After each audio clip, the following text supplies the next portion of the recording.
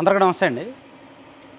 లావు శ్రీకృష్ణదేవరాయలు గారు YSR Congress party MP, Palnadu జిల్లా Narasaraopet MP. పార్టీలో క్రమశిక్షణ కలిగిన నాయకుడు, క్రమశిక్షణ కలిగిన ప్రజాప్రతినిధి, వివాదరహితుడు, సౌమ్యుడు, తన పని తను చేసుకుపోయే టైపు. కాస్త కొంతమంది ఎమ్మెల్యేలతో విభేదాలు ఉన్నప్పటికీ వాళ్ళ వ్యవహార శైలి నచ్చక తను ఎప్పుడూ కాంట్రవర్సీల్లోకి దూరలేదు. సో ఆయన వైసీపీకి రిజైన్ చేశారు. నేను ఈ పార్టీలో ఉండలేను, పార్టీలో ఒక అనిశ్చితి నెలకొంది, సో ఒక కన్ఫ్యూజన్ నెలకొంది, సో దాన్ని క్లియర్ చేయడానికి నేను ఆ పార్టీని వీడుతున్నట్టు ప్రకటించేశారు. కారణాలు ఏమిటి అనేది ఆయన అఫీషియల్గా చెప్పలేదు. అలాగే వైసీపీ మీద ఆయన ఏమీ విమర్శలు చేయలేదు, ఏ పార్టీలో చేరబోతున్నారు అనేది కూడా చెప్పలేదు. కానీ ఆయన అయితే వైసీపీకి మాత్రం గుడ్ బై చెప్పేశారు. ఇందాకే ఒక అరగంట కిందట ప్రెస్ మీట్ పెట్టి ఆయనే నేరుగా అనౌన్స్ చేశారు. సో దీనికి సంబంధించి ఆయన కొన్ని కీలకమైన అంశాలు వెల్లడించారు. గత 4.5 సంవత్సరాలుగా వైఎస్ఆర్ కాంగ్రెస్ పార్టీ ఎంపీగా, ప్రజాప్రతినిధిగా నేను చేయాల్సిన పనులన్నీ కూడా చేశాను. మ్యాక్సిమం ఈ పల్నాడు ప్రాంతంలో వ్యవసాయపరంగా, పారిశ్రామిక రంగంలో, సాగునీటి రంగంలో చేయాల్సిన పనులన్నీ కూడా చిన్న చిన్న ప్రాజెక్టులో పెద్ద ఇచ్చిన హామీలను మ్యాక్సిమం నెరవేర్చడానికి ప్రయత్నించాను. సో నాకు పార్టీ మంచి అవకాశం ఇచ్చింది.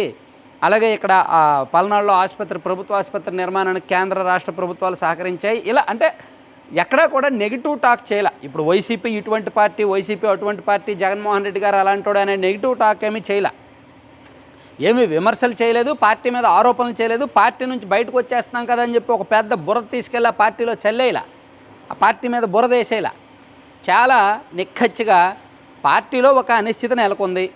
సో నరసరావుపేట ఎంపీ సీటు విషయంలో అనిశ్చితి నెలకొంది, క్యాడర్ కన్ఫ్యూజన్ ఉంది. ఆ కన్ఫ్యూజన్ తొలగించడానికి నేను ఆ పార్టీ నుంచి బయటకు వచ్చేస్తున్నాను అని మాత్రమే చెప్పారు. సో ఇది బయటకు ఆయన చెప్పలేని అంశాలు చాలా ఉన్నాయి. ఏంటి, నరసరావుపేట ఎంపీ సీటు ఆయనకు పార్టీ ఇవ్వట్ల, గుంటూరు ఎంపీగా వెళ్ళమని చెప్పింది. పాయింట్ నెంబర్ 1, అది ఆయనకు నచ్చల. ఎందుకంటే గుంటూరు ఎంపీ సీట్ నుంచి వైసీపీ సింబల్తో పోటీ చేస్తే గెలవడం కష్టం అనే సంగతి ఆయనకు తెలుసు.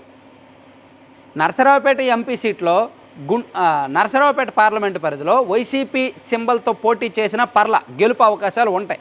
ఎందుకంటే నరసరావుపేట పార్లమెంటు పరిధిలో ఉన్న నరసరావుపేట కావచ్చు, గురజాల కావచ్చు, వినుకొండ, సత్తెనపల్లి, చిలకలూరుపేట, పెదకూరపాడు, ఈ నియోజకవర్గాల్లో వైసీపీ బలంగా ఉంది, సంస్థాగతంగా బలంగా ఉంది, బలమైన లీడర్షిప్ ఉంది, కమ్యూనిటీ పరంగా కూడా ఈక్వేషన్స్ కుదురుతాయి. కాబట్టి వైసీపీ గెలిచే అవకాశాలు ఉంటాయి. కానీ గుంటూరు ఎంపీ సీట్ వచ్చేసరికి వైసీపీ సింబల్కి మైనస్సే. ఎందుకంటే అక్కడ రాజధాని ప్రభావం ఎక్కువగా ఉంది, సామాజిక ప్రభావం ఎక్కువగా ఉంది, అభివృద్ధి లేదు అనే సామాజిక, రాజకీయ, ఆర్థిక చైతన్యం ఉన్న ఓటర్లు ఎక్కువగా ఉన్నారు. సో అందుకని గుంటూరు పార్లమెంటు పరిధిలో వైసీపీ సింబల్ నుంచి పోటీ చేస్తే గెలవడం కష్టం, తనకు రిస్క్. సో పార్టీ తెలిసి తనను ఆ రిస్క్లోకి తొయ్యాలనుకుంటోంది. తను ఆ రిస్క్లోకి వెళ్ళదలుచుకోలేదు. నాకు ఇస్తే నరసరావుపేట ఇవ్వండి, లేకపోతే లేదు అని చెప్పి పార్టీకి చెప్పారు. సో పార్టీ తనకు నరసరావుపేట ఇవ్వడానికి ఒప్పుకోలే, కాబట్టి ఆయన పార్టీ నుంచి బయటకు వచ్చేశారు. సో ఇప్పుడు ఆయన నెక్స్ట్ స్టెప్ ఏంటి, ఒకటి నరసరావుపేట ఎంపీగా పోటీ చేయడం, లేదా గుంటూరు ఎంపీగా పోటీ చేయడం. యాక్చువల్లీ ఈ 2 పార్లమెంటు పరిధిలో తెలుగుదేశం పార్టీలో వేకెన్సీ ఉంది. గుంటూరు పార్లమెంటు సభ్యుడిగా ఉన్న గల్లా జయదేవ్ గారు వచ్చే ఎన్నికల్లో పోటీ చేసేది లేనిది అనుమానమే. ఆయన రాజకీయాల నుంచి తప్పుకుంటాను, నాకు ఈ వివాదాలు ఇవన్నీ నాకేం వద్దు అని ఆయన చెప్తున్నారంట తన సన్నిహితుల దగ్గర. అలాగే నరసరావుపేట పార్లమెంటు నుంచి గత ఎన్నికల్లో టీడీపీ తరపున పోటీ చేసిన రాయపాటి సాంబశివరావు గారు కూడా సైలెంట్గానే ఉంటున్నారు ప్రస్తుతానికి. వాళ్ళ కుమారుడు కూడా ప్రస్తుతానికి పార్టీ నుంచి బయటకు వెళ్ళిపోయారు. సో నరసరావుపేట పార్లమెంటు సీటు కూడా టీడీపీ తరపున ఖాళీగానే ఉంది. టీడీపీ సరైన అభ్యర్థిని అన్వేషిస్తోంది.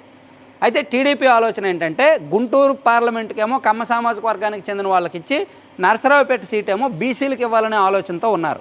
సో యాదవ్ కమ్యూనిటీ నుంచి ఎవరినైనా చూస్తున్నారు.